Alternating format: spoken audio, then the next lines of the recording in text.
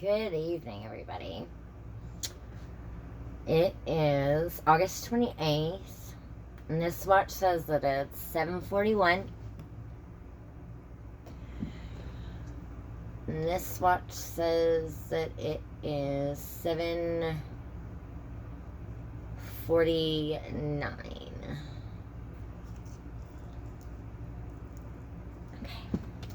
Okay, this is part 4 of Danielle Steele's Invisible. Brandon's father had died in the Pacific during the war, and his mother had died when he was in college. His grandparents had died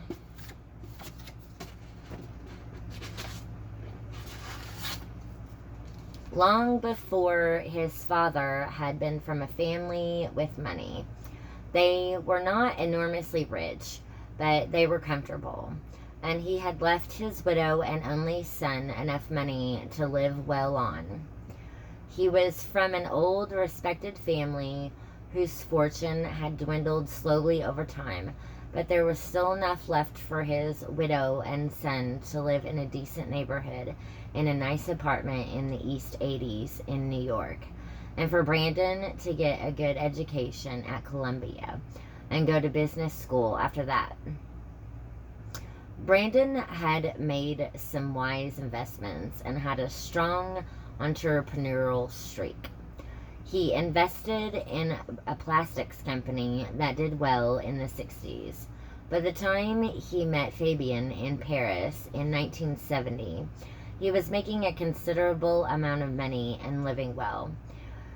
He was ambitious and intended to make a lot more. He had recently invested in a second company that had made a ridiculous amount of money on a hula hoop.